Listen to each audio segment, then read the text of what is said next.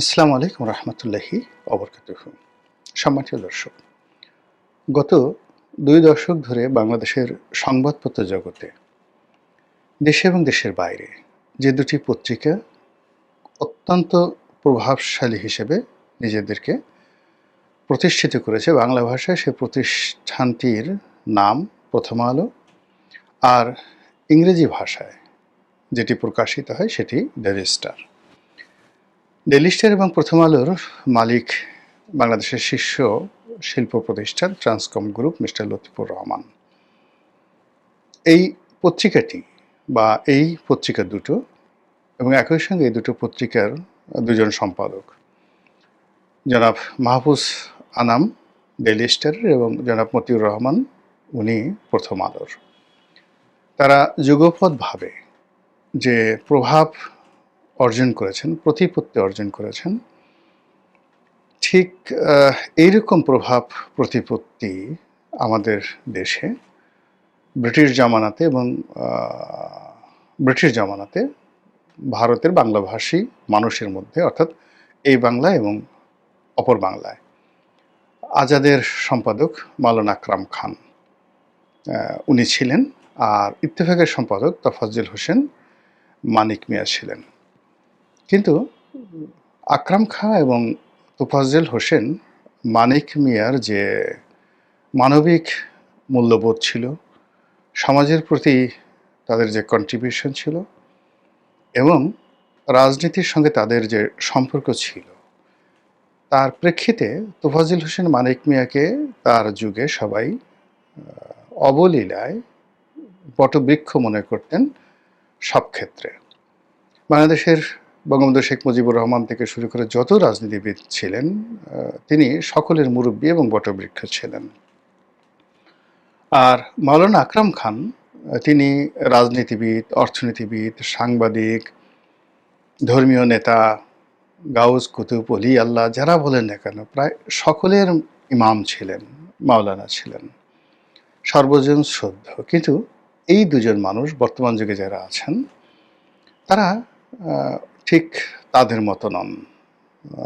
তারা অনেকটা কি বলবো, ছদ্মবেশী প্রভাবশালী আন্ডারওয়ার্ল্ডের ডন বা গডফাদারদের মতো। তাদের দ্বারা যারা ক্ষতিগ্রস্ত হয়েছেন সবাই তাদেরকে ভয় পান। তারা সকলের সঙ্গে মেশেন না এবং সকলে ইচ্ছে করলেও তাদের সাথে মিশতে পারেন না। তারা অত কথা বলেন না।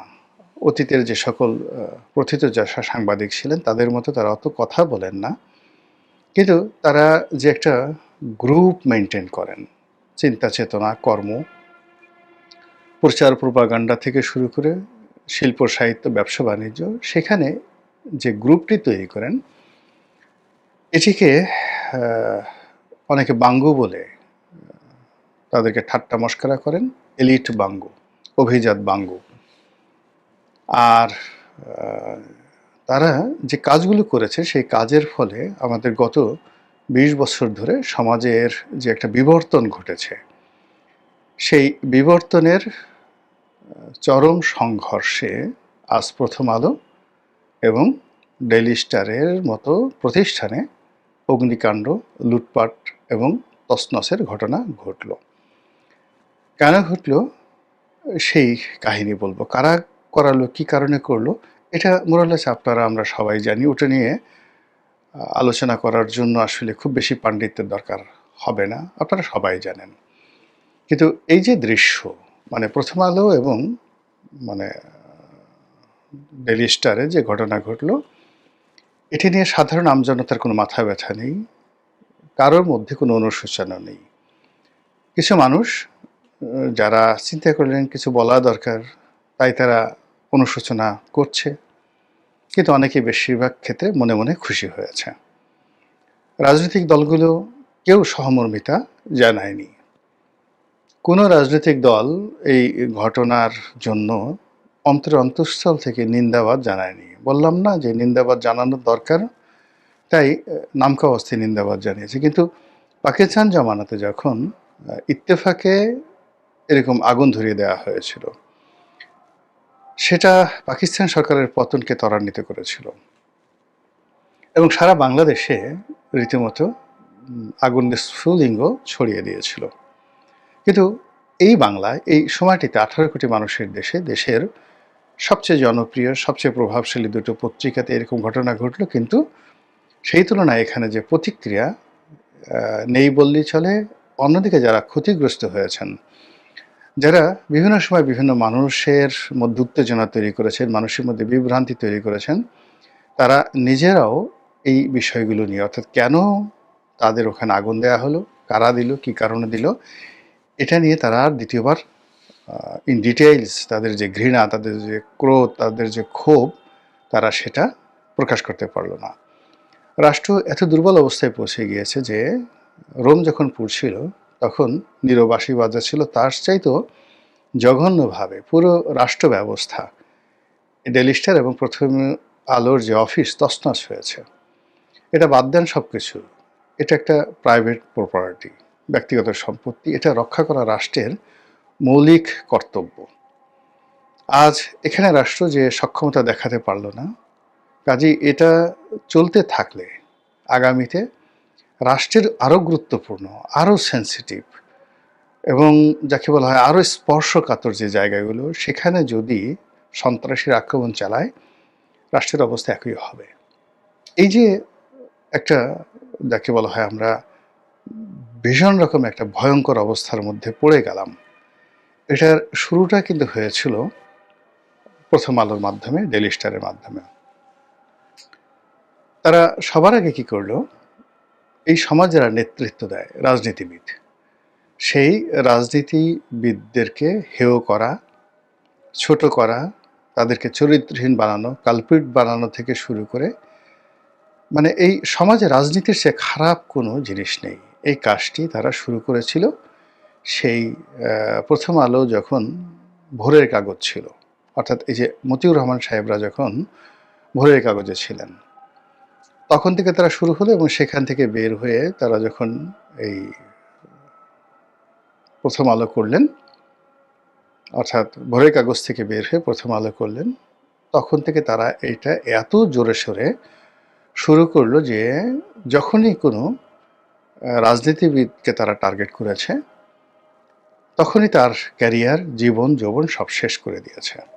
অর্থাৎ তারা ব্যক্তিগতভাবে যেমন ধরুন স্বামী উসমান তৈরি করেছে, লক্ষ্মীপুরের তাহের তৈরি করেছে, যাকে যাকে তারপরে ফেনীর জয়নাল হাজারীকে টার্গেট করেছে, এরকম যত রাজনীতিবিদ আছেন। আর রাজনৈতিক দল হিসেবে বিএনপি এবং আওয়ামী লীগ, অন্যান্য রাজনৈতিক দল, জাতীয় পার্টি তাদেরকে টিটকারি করেছে, তাচ্ছিল্য করেছে। এরপর পুরো রাজনীতির যে বিধিবিধান ব্যবস্থা, এটাকে যাকে বলা হয় রিনোভেশন করার পরিবর্তে এটাকে ধ্বংস করে এখানে একটি এলিট তন্ত্র, এটি লর্ড সভা বা একটি আপার হাউস গড়ে তোলার জন্য তারা যে চেষ্টা করেছে, সেই তাদের চেষ্টা সরকারই কিন্তু আজকে দেশ চালাচ্ছে।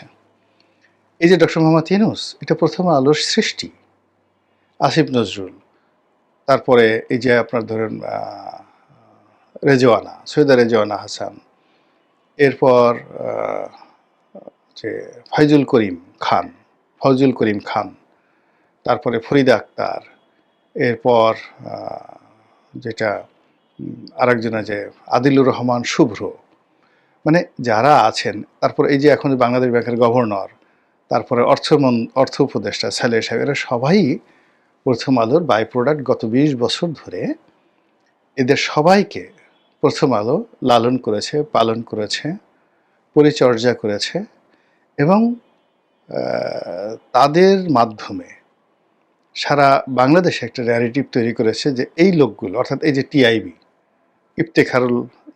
ইফতেখার সাহেব এখন আছেন, আগে অধ্যাপক ছিলেন এক ভদ্রলোক, মারা গেছেন তিনি।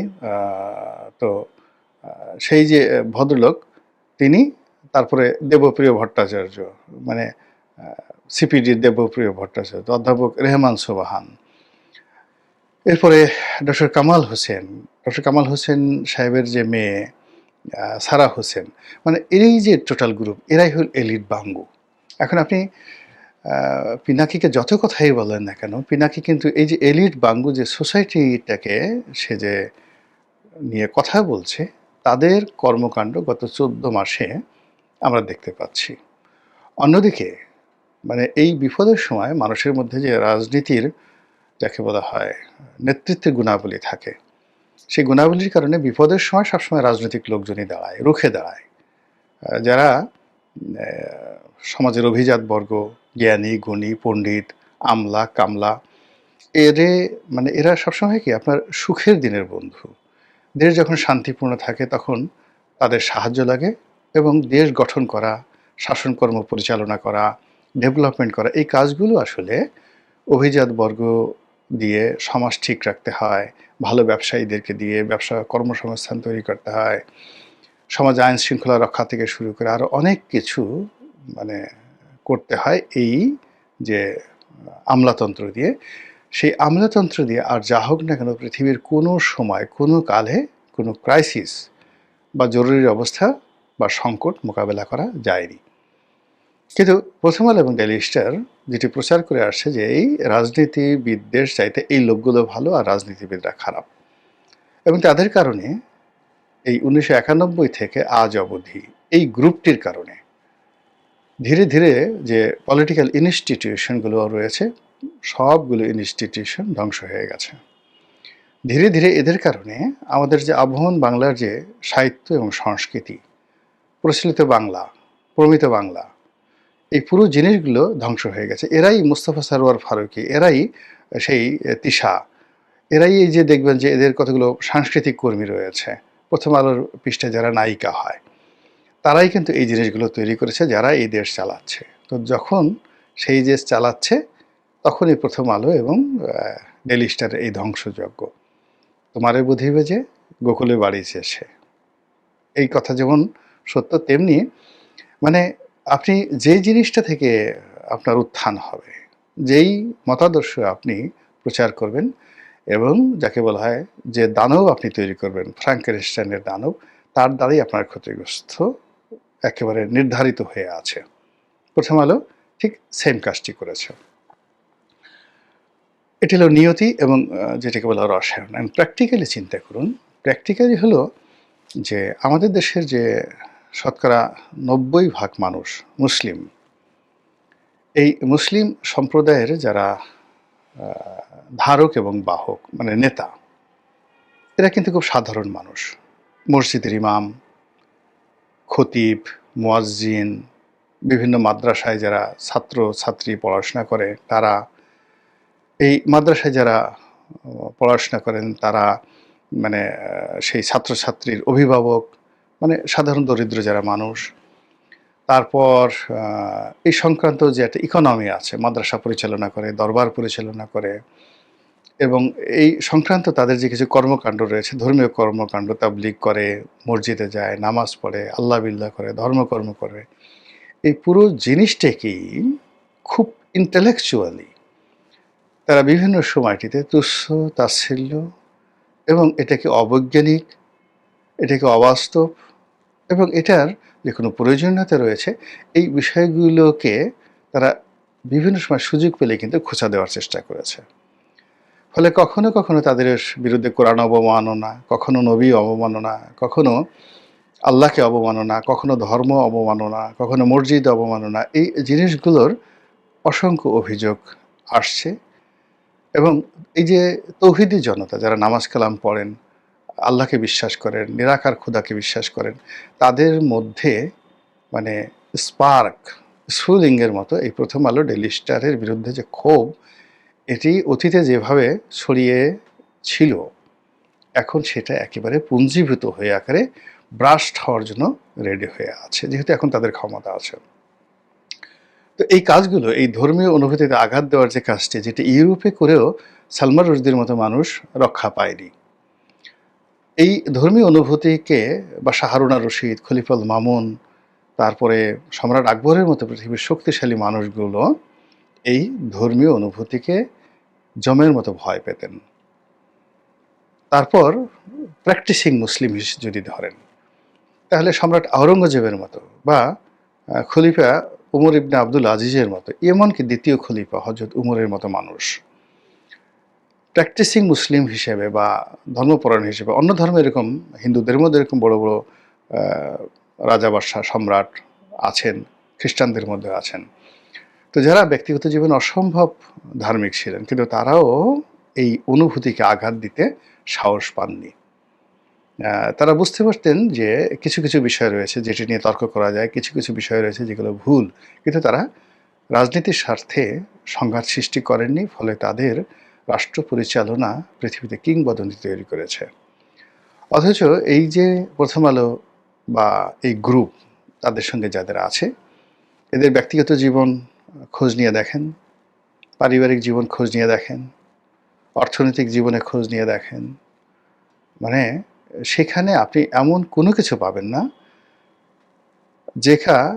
যেটা তারা সমালোচনা করে, যাদেরকে হেয় করে, তাদের যে একটা ব্যক্তিগত জীবন আছে, সেখানে যে সততা আছে, তারপরে সেখানে যে ন্যায়পরায়ণতা আছে, সেখানে যে যাকে বলা হয় মানুষের জন্য করার তাদের যে আকাঙ্ক্ষা রয়েছে, নিজের সর্বস্ব বিলিয়ে দেওয়ার যে অভিব্যক্তি রয়েছে, সেই জিনিসগুলো তাদের মধ্যে পাবেন না। ফলে কি হলো, তারা একটা মানে একে বলা হয় তাসের ঘর তৈরি করেছিল, সেখানে একটা বাঁশের খুঁটি তারা দিয়েছিল, তারা একটা শ্বেতহস্তি তৈরি করেছিল, তারা একটা বেলুন তৈরি করেছিল, তারা একটা বিশাল হাতি তৈরি করেছিল বাতাস দিয়ে।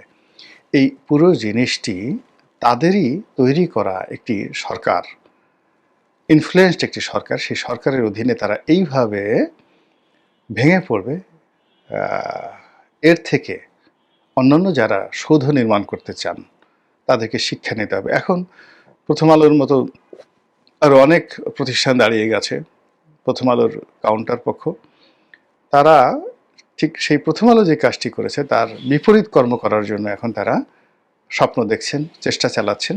আগামীতে তাদের জন্য কিন্তু এর সাথে বড় যে পরিণতি, সেটা অপেক্ষা করছে। মধ্যে থেকে যেটি হবে, আমরা একটার পর একটা সুন্দর, যাকে বলা হয় স্বপ্ন হারিয়ে ফেলবো, প্রতিষ্ঠান হারিয়ে ফেলবো। প্রথম আলো ডেইলি স্টারের এই যে ইন্টেলেকচুয়াল দুষ্টুমি বা ডিসঅনেস্টি, অসততা, এটা হয়তো আমাদের সমাজের লাখে একজনও বুঝেন না, কিন্তু এই পত্রিকা পড়েন নাই জীবনে একবার, এরকম লোক খুব অল্প রয়েছে। তো এরকম একটা প্রতিষ্ঠান রাতারাতি গড়ে তোলা কিন্তু সহজ বিষয় নয়। কিংবা ওই যে আমাদের দেশে দৈনিক আজাদ শেষ হয়ে গেছে, ইত্তেফাক বলতে গেলে শেষ হয়ে গেছে, এটা আবার নতুন করে চালু করা, আগের পর্যায়ে নেওয়া সম্ভব না, আরেকজন মানিক মিয়া হওয়া সম্ভব না। তো কাজে আমাদের এই সমাজের সব ক্ষেত্রেই যে রিকনসিলিয়েশন প্রয়োজন রয়েছে, সেটা যদি প্রথম আলো কর্তৃপক্ষ বুঝতে পারে, তাহলে হয়তো আগামীতে তারা আবার ঘুরে দাঁড়াতে পারবে। মহান আল্লাহ আমাদের সবাইকে হেদায়েত দান করুন এবং হেফাজত করুন। আসসালামু আলাইকুম ওয়া রাহমাতুল্লাহি ওয়া বারাকাতুহু।